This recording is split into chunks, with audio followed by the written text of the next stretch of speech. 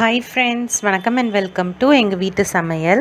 நம்ம இன்றைக்கி வந்து மரவள்ளி கிழங்கு வச்சு அடை தோசை எப்படி செய்யணும் அப்படின்றது தான் பார்க்க போகிறோம். வாங்க வீடியோக்குள்ளே போகலாம். எப்போவுமே நம்ம அடை தோசை செய்யணும்னா அரிசியையும் பலதரப்பட்ட பருப்பையும் ஊற வச்சு தான் அடை செய்வோம். ஆனால் இன்றைக்கி இந்த வீடியோவில் வந்து மரவள்ளி கிழங்கையும் அரிசியையும் ஊற வச்சு இன்ஸ்டண்ட்டான ஒரு பிரேக்ஃபாஸ்ட்டு தான் இன்றைக்கி செஞ்சு காட்ட போகிறோம். வாங்க எப்படி செய்வோன்னு பார்ப்போம். இதுக்கு வந்து 1 கப் இட்லி அரிசி இல்லைன்னா மாவு பச்சரிசி எடுத்துக்கணும். அதுக்கு வந்து ஒரு மரவள்ளி கிழங்கு நாங்கள் எடுத்துருக்கோம். இது வந்து 400 கிராம் இருக்கும். இதை நம்ம கட் பண்ணோம் அப்படின்னா நமக்கு 2 கப் போல் இது வரும். ஸோ 1 கப் பச்சரிசிக்கு இல்லை இட்லி அரிசிக்கு 2 கப் போல் மரவள்ளி கிழங்கு எடுத்துக்கணும். நாங்கள் வந்து இட்லி அரிசி எடுத்திருக்கோம். இந்த இட்லி அரிசியை ஃபஸ்ட்டு நல்லா கழுவிட்டு அதை வந்து ஒரு 4லேருந்து 5 மணி நேரம் போல் இதை வந்து ஊற வைக்கணும்.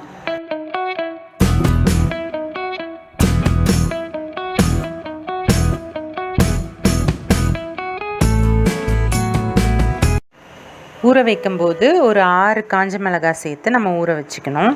இப்போது ஊற வச்ச அரிசி இருக்குது, வரமிளகாயோட நம்ம வந்து அந்த வள்ளிக்கிழங்கை வந்து நறுக்கி வச்சுருக்கோம். அப்புறம் இஞ்சி, கொஞ்சோண்டு சோம்பு வச்சுருக்கோம், 1/2 ஸ்பூன் போல் சோம்பு, தேவையான அளவு உப்பு, கருவேப்பிலை, மல்லித்தழை கொஞ்சம் எடுத்துருக்கோம், 1/2 கப் போல் துருவின தேங்காய், ஒரு பெரிய வெங்காயம் நறுக்குனது, கொஞ்சோண்டு பெருங்காயம், இதெல்லாம் எடுத்து வச்சுருக்கோம். அரிசியை தண்ணியெல்லாம் இல்லாமல் நல்லா வடித்து எடுத்து மிக்சி ஜாரில் சேர்த்துக்கணும். இது கூடவே நம்ம வந்து வச்சுருக்க அந்த ஊற வச்சுருந்த காஞ்ச மிளகாய், அதுக்கப்புறம் இஞ்சி, சோம்பு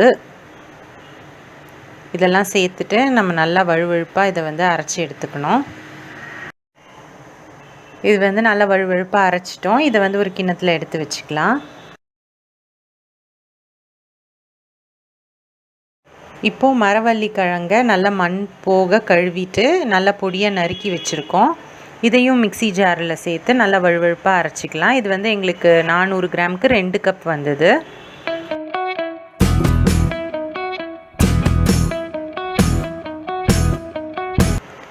இப்போது மரவள்ளி கிழங்கையும் நம்ம அரைச்சிருக்கோம் தனியாக. இதை வந்து இப்போது அரிசி அரைச்ச அந்த கலவையோடு சேர்த்து மிக்ஸ் பண்ணிக்கலாம்.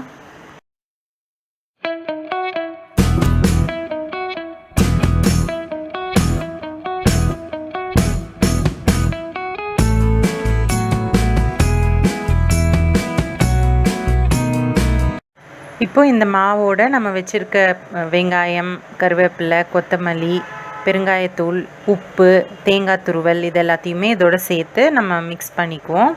மிக்ஸ் பண்ணிவிட்டு மாவு பதத்தை கொஞ்சம் நல்லா செக் பண்ணிக்கோங்க.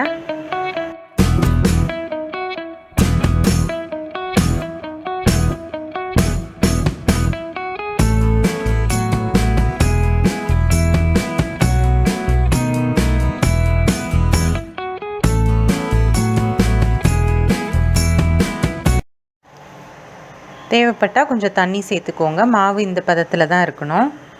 கல் வந்து நல்லா சூடான பிறகு நம்ம ஒரு கரண்டி மாவு எடுத்து நம்ம அந்த கல்லில் வந்து நல்லா பரப்பி அடை தோசை மாதிரி ஊற்றிக்கலாம். சுற்றியும் நம்ம வந்து எண்ணெய் விட்டுக்கலாம்.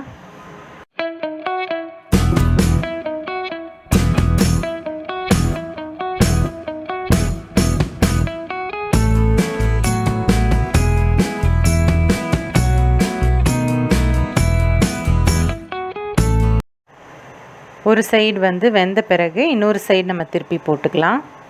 இந்த அடை தோசை மரவள்ளி கிழங்கு அடை தோசை வந்து சாஃப்டாக வரணும் அப்படின்னா நீங்கள் வந்து இட்லி அரிசி யூஸ் பண்ணலாம். கொஞ்சம் மொறுமொறுப்பாக வரணும் அப்படின்னா பச்சரிசி யூஸ் பண்ணிங்கன்னா மொறுமொறுப்பாக வரும். இது வந்து ரொம்ப டேஸ்டியாகவே இருக்கும். ஸோ நீங்களும் இந்த ரெசிபி ட்ரை பண்ணிங்க அப்படின்னா உங்களோட ஃபீட்பேக்கை எங்களுக்கு ஷேர் பண்ணுங்கள். இந்த வீடியோ உங்களுக்கு யூஸ்ஃபுல்லாக இருந்ததுன்னா லைக் பண்ணுங்கள், ஷேர் பண்ணுங்கள், சப்ஸ்கிரைப் பண்ணுங்கள். மறக்காமல் பெல் பட்டனையும் டேப் பண்ணுங்கள். அப்போ தான் எங்களோட ரெகுலர் அப்டேட்ஸ் உங்களுக்கு வந்து சேரும். தேங்க்யூ.